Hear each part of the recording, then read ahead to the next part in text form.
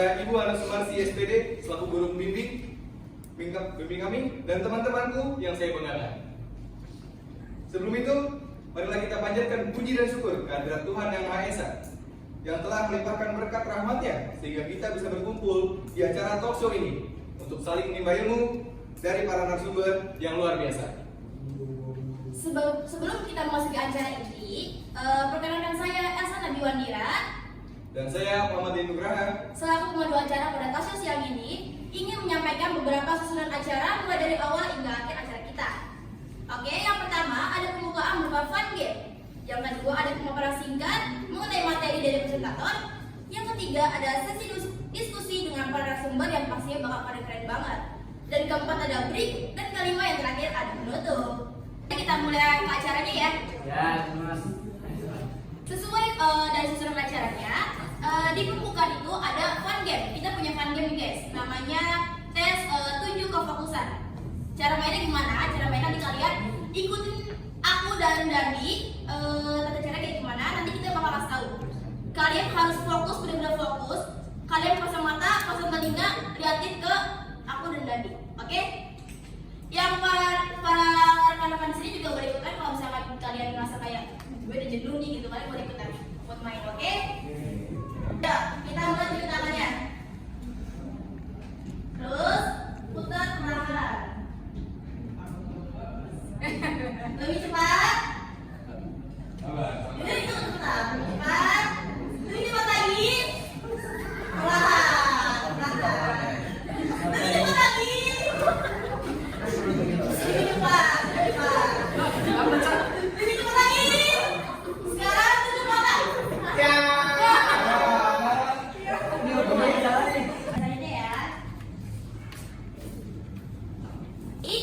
Dipersilakan kepada presentator untuk memaparkan materi secara singkat mengenai materi-materi yang akan disampaikan dan dijelaskan nanti oleh narasumber. Kepada Ibu Malika, waktu dan tempat kami persilakan. Assalamualaikum warahmatullahi wabarakatuh. Waalaikumsalam warahmatullahi wabarakatuh. Selamat siang semuanya. Ya. Saya Malika Umi Rahmania bersama rekan saya Isas Pasarafat sebagai presentator. Berdirinya saya di sini ingin memaparkan materi talk show hari ini.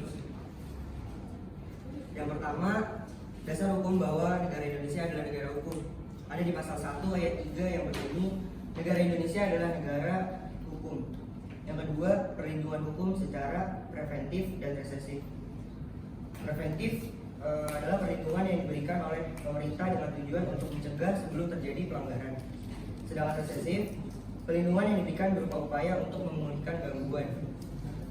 Yang ketiga ada kepastian hukum.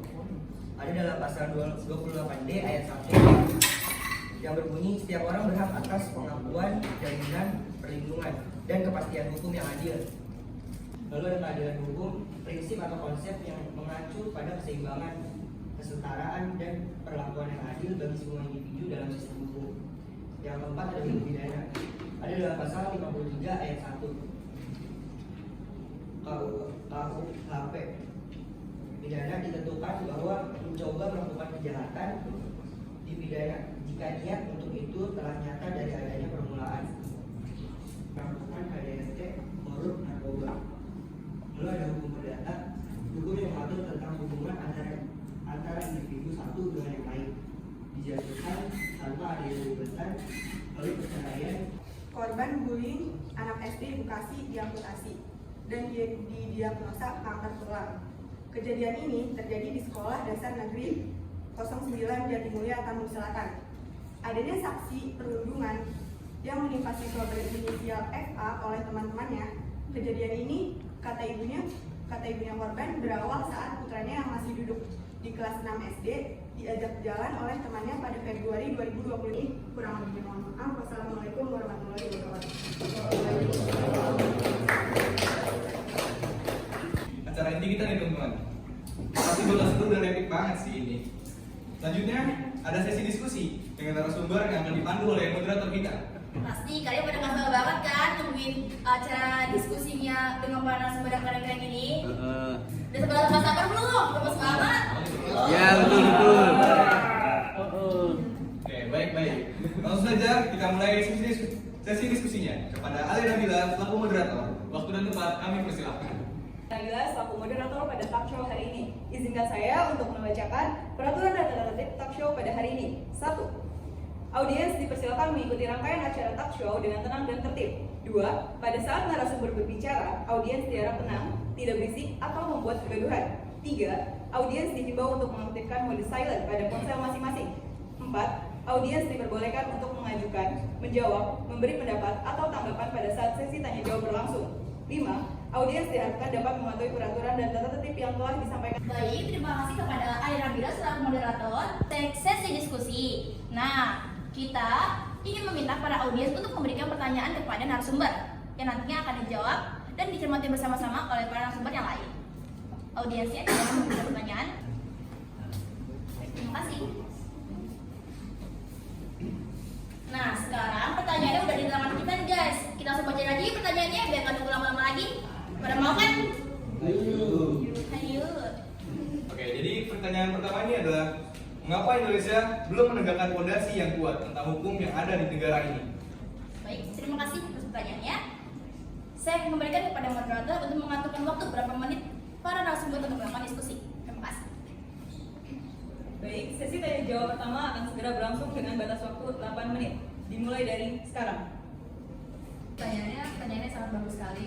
Menurut kami, selaku narasumber, terdapat dua hal yang mengakibatkan kenapa fondasi hukum Indonesia itu tidak kuat. Pertama itu adalah penegak hukumnya sendiri dan kedua itu adalah masyarakatnya.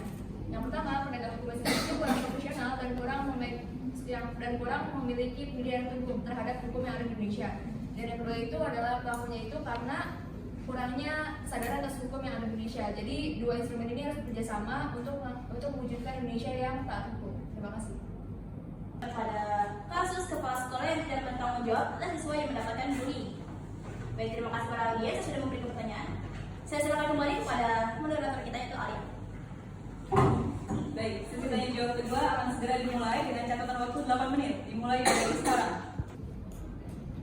Melihat dari bagaimana bullying itu dilakukan, maka Undang-Undang Nomor 3 tiap orang dilarang mendapatkan, membiarkan, melakukan, menyuruh, melakukan, atau turut serta melakukan kekerasan terhadap anak.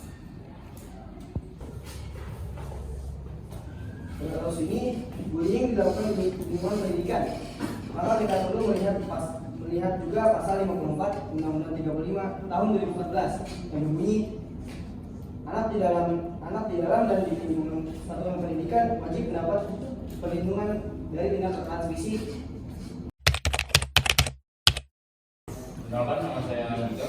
Saya akan menjawab pertanyaan dari kalian. Kenapa para koruptor hanya dihukum? Secara ringan, itu mungkin banyak dari pengadilan yang ke sana yang menggunakan pasal 3. Itu pasal 3 itu menjelaskan para koruptor akan dipenjara selama minimal setahun dan maksimalnya itu seumur hidup. Terus juga mereka masih menilai dari latar belakang orang tersebut. Pertanyaan jawab keempat akan dijawab oleh narasumber kita yaitu Kamila. Kepada Kamila, kami persilakan. Baik, izin menjawab. Untuk mengatasi masalah ketidakadilan hukum di Indonesia, tentu semua pihak bertanggung jawab dalam menegakkan hukum di Indonesia yang dengan seadil-adilnya dan tidak tebang pilih atau berpihak kepada salah satu pihak. Selain itu, hukum tidak hanya dipahami sebatas tulisan ataupun teori, namun perlu diterapkan dalam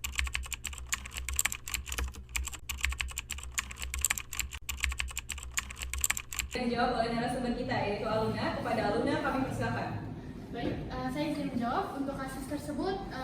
Sepertinya seharusnya belum tepat ya, karena si Jessica ini sendiri tiba-tiba sudah dijatuhkan hukuman oleh hakim karena sebelumnya Jessica memiliki bukti-bukti, si Mira ini, hakim Mira memiliki bukti-bukti yang tidak seharusnya untuk membawa Jessica ini ke penjara. Itu contohnya seperti kayak Jessica pernah ada masalah di luar negeri, yaitu lebih tepatnya di tempat dia kuliah. dia kan sebelumnya pernah menabrak panti asuhan atau melakukan sesuatu di luar dari negara Indonesia. Itu pun dijadikan sebagai bukti bahwa Jessica telah bersalah. Sementara Jessica ini telah diblokir dari salah satu media di mana dia tidak boleh speak up tentang apa yang terjadi sama dia, dan apa yang dia lakukan itu sebenarnya belum tentu pasti atau benar. Yang kedua juga dari masalah otopsi, di mana orang tua dari Mirna ini tidak mengizinkan untuk otopsi, tapi hanya mengambil sampel lambungnya aja, di mana sampel lambungnya itu sebelumnya tidak mengandung cyanida. Tetapi pada saat diteliti lebih lanjut, masalah soal Jessica itu tidak salah. Terima kasih. Saya izin menjawab pertanyaan tersebut. Hukum waris perdata mengenai 2 jalur bisa digunakan untuk ahli waris untuk mendapat warisan secara adil. Yang pertama adalah abstentantio, yang dalam hal ini keluarga pewaris akan menjadi pihak yang berhak menerima warisan. Dan yang kedua adalah testamentaire atau melalui surat wasiat.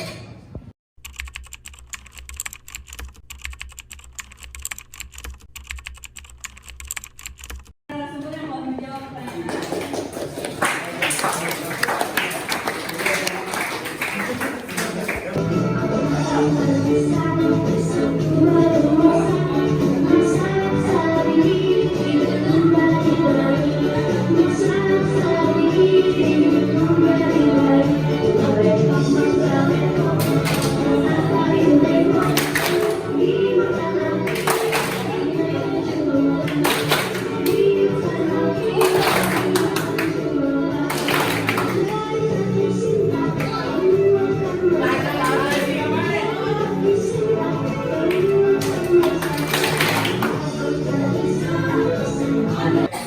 Dari kelompok kami mengucapkan terima kasih banyak kepada para audiens yang sudah dengan tertib membantu kita dan para narasumber untuk memberikan pertanyaan dan melaksanakan acara-acara yang lainnya.